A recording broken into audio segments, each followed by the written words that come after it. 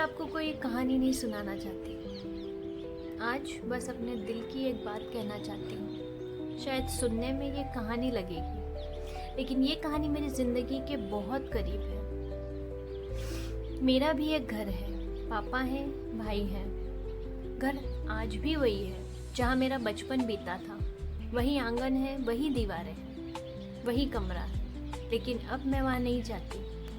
और इसकी सबसे बड़ी वजह है मेरी माँ अब वहाँ नहीं है। माँ के रहते मुझे कभी ऐसा नहीं लगा कि एक दिन भी ऐसा आएगा कि जब मैं अपने घर से इतना दूर हो जाऊंगी। मुझे याद है, जब भी मैं मायके जाती, माँ को मेरे आने की खबर पहले ही हो जाती थी। वो दरवाजे पर खड़ी हो जाती और कहती, आ गई। और पता नहीं क्यों माँ के सिर्फ ये 2 शब्द सुनकर ही लगता था कि हाँ, मैं अपने घर आ गई हूँ। माँ मेरे लिए खाना बनाती थी। मैं कहती, माँ इतना सब क्यों बनाया? और माँ हमेशा की तरह कहती, तू आई है ना, तेरे लिए नहीं बनाऊंगी तो किसके लिए बनाऊंगी? आज कभी कभी सोचती हूँ, उस समय मुझे माँ की उन छोटी छोटी बातों की कीमत समझ नहीं आती थी। मुझे लगता था ये सब तो हमेशा चलता रहेगा, लेकिन जिंदगी ने एक दिन अचानक सब बदल दिया। माँ चली गई। उस दिन मुझे लगा जैसे मैंने अपनी माँ को नहीं खोया, मैंने अपनी जिंदगी खो दी है। मैंने अपनी माँ नहीं खोई, मैंने अपने मायके का वो एहसास खो दिया था जहाँ मैं बिना सोचे समझे जा सकती थी। माँ के जाने के बाद भी पापा है, भाई है, घर भी वही है, लेकिन समय के साथ हमारे बीच कुछ दूरियां आ गई। ऐसी दूरियां जिनका कोई एक कारण नहीं होता, बस धीरे धीरे बातें कम हो जाती। पहले जो बातें घंटों चलती थी वो कुछ मिनटों में खत्म होने लगती है। पहले जो अपना लगता था उसमें एक अजीब सी दूरी महसूस होने लगती है। और फिर एक दिन आपको एहसास होता है कि आप उस घर में रहती ही नहीं है और वहाँ जाना भी पहले जैसा नहीं रहा। कई बार लोग पूछते हैं, तुम अपने मायके क्यों नहीं जाती? मैं क्या जवाब दूँ, क्या कहूँ?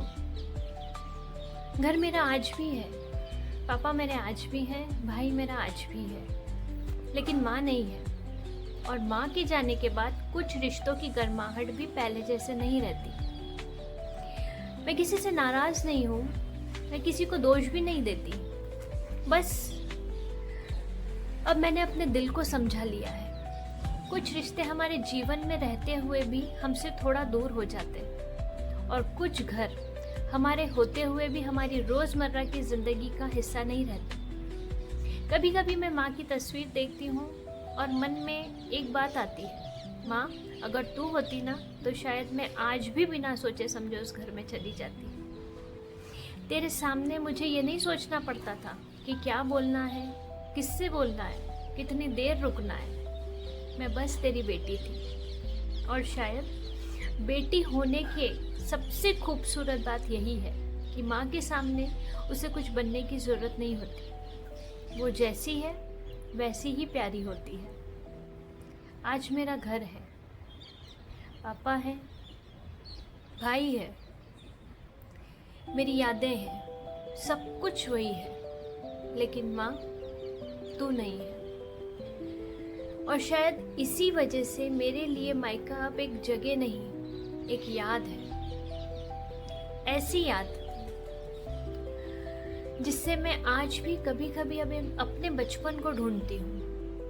कभी माँ की आवाज़ सुनाई देती है, कभी उसका चेहरा दिखाई देता है, और कभी मन करता है कि बस एक बार उस घर का दरवाज़ा खुले और माँ सामने खड़ी होकर कहे, कहाँ थी, इतनी देर से क्यों आई, आजा खाना लगा दिया है। लेकिन फिर आँख खुल जाती है और समझ आता है वो घर आज भी वही है, बस मेरी माँ नहीं है। और शायद यही वजह है कि मैं अपने घर से दूर नहीं हूँ, मैं बस उस समय से दूर हो गई हूँ जब मेरा घर सच में मेरा घर हुआ करता था।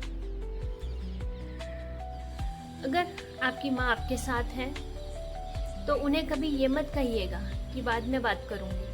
क्योंकि कुछ आवाज़ें ऐसी होती है जिन्हें हम हमेशा सुनते रहना चाहते हैं, लेकिन ज़िंदगी हमें हमेशा ऐसा मौका नहीं देती। और अगर आपकी माँ आपके साथ नहीं है तो शायद आप मेरी बात समझ पाएंगे। माँ चली जाती है, लेकिन बेटी के अंदर से उसकी माँ कभी नहीं जाती। वो वहीं रहती है, हमारी यादों में, हमारी बातों में, और उस एक आवाज़ में, आजा बेटी, घर आ गई है तू। अगर मेरी इस छोटी सी बात ने आपके दिल को छुआ हो तो मेरी वीडियो को ज़रूर लाइक कीजिएगा। और अगर आपको लगता है कि ऐसी ही दिल से निकलने वाली कहानियाँ आप सुनना चाहते हैं तो मेरे चैनल महिमास डायरी को ज़रूर सब्सक्राइब कीजिएगा और इस कहानी को उस इंसान के साथ ज़रूर शेयर कीजिएगा जिसे आज अपनी माँ की बहुत याद आ रही है। मैं फिर मिलूँगी आपसे एक नई कहानी के साथ। तब तक के लिए अपना ख्याल रखिएगा। और अगर आपकी माँ आपके साथ है तो उन्हें आज एक बार गले ज़रूर लगाइएगा, क्योंकि माँ की कीमत उनके रहते समझ आ जाए तो इससे सबसे खूबसूरत बात कुछ नहीं। मिलते हैं अगली कहानी में, तब तक के लिए।